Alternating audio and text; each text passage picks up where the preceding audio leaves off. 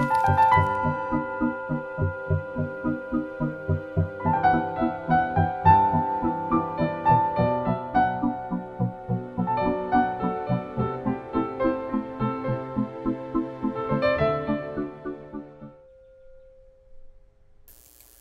is called Beside Ourselves. Something I've not written much about, but it's something that I live with almost every day, is trying to stay up to date with, I'd like to say myself, but the self with a capital S is part of the problem. So I'll just say trying to stay immediate, or trying to stay in the moment with some sense of freshness, of feeling of myself. What I mean by that has to do with, as I mentioned, freshness.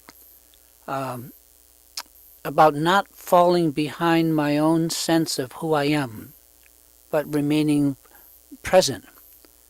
And not falling behind so that my intrinsic nature is coated over with the residue of conceptuality, the stifling conceptuality, not to mention just the result of simple mistakes. We know what normal is, usually when we feel abnormal, just like health. We don't think about health until we're sick. So we know what normal is only when we feel abnormal, somehow out of sorts, not quite ourselves. That's why I call this beside ourselves. We lose touch and can have trouble getting back to feeling normal again. All we know is that we're not quite who we remember as us. I believe the old way of saying this is we are beside ourselves.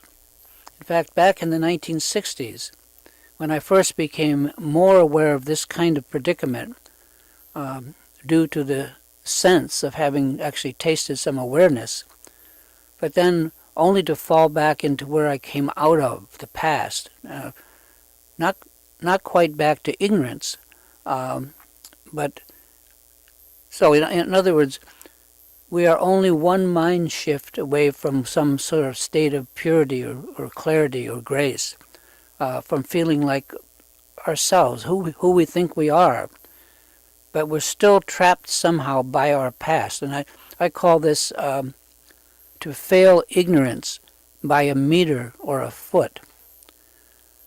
When that happened, I could no longer be blissfully or even painfully ignorant.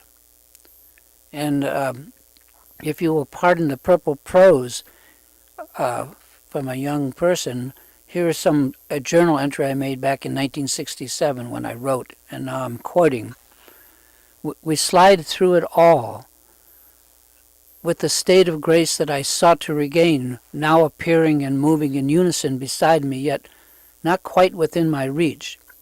At my strongest moments, perhaps I can offer a vessel, and I hope for more, and yet perhaps I gnash at what I have. The blood is in us all, and I taste blood when time quickens, and I am born again. I smack it inside me, and I laugh the laugh, insane that it is, that announces my arrival, and the remembering that I have been here before. I'm back. I have found myself again.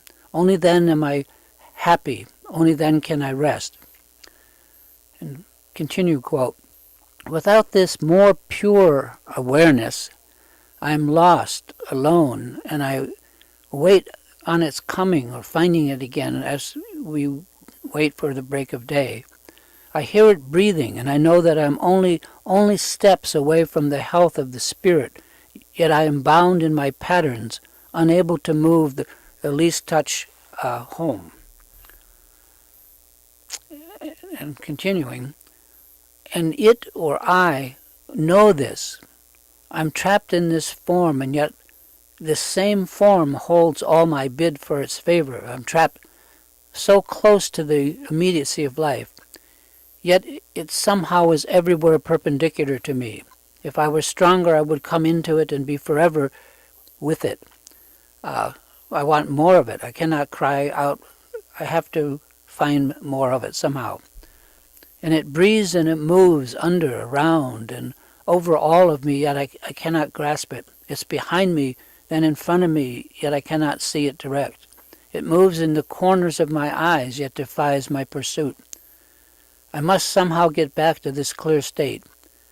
Meanwhile, the wolves of the flesh howl for my soul, for the beast in us stands forth at every handout and claims the whole. So, may the way be clear for my heart, and may I open up and open. End quote. So, aside from being young then, I was aware of what I'm talking about here now, back then. How the sloughing off of our changes, our falling out of date with ourselves, itself changes us, coating us over with conceptuality until we cannot but kind of suffocate from a lack of clarity, a lack of freshness and immediacy, of feeling that we're really present. Now, the Tibetans have many Dharma practices that help to burn off and to help to purify what Shakespeare called the pale cast of thought, so to speak. And practices that help us to find the quick of where we are, where we live and where we are still alive. And of course, the Buddhists have their own version of confession, much like I know it from my Catholic upbringing, but there's much more to it in the Buddhist approach. The idea is to return to the source of what lives, to the source of our life, and to drink from the pure waters of clarity. It's so easy for me to kind of ride away from clarity into the sunset of my own obscurations, just kind of nodding off all the way, and then to not be able to find my way back to that faucet of freshness. It takes work to stay awake, at least in the beginning, and at least for me.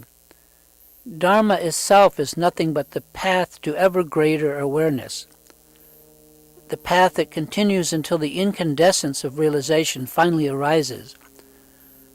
Unfortunately, because of the nature of samsara, this cyclic world of ups and downs from which there's no escape or respite, we cannot just rest until that takes place. In other words, pulling up ourselves by our own bootstraps is the nature of Dharma practice until realization and liberation of one type or another arises and is attained.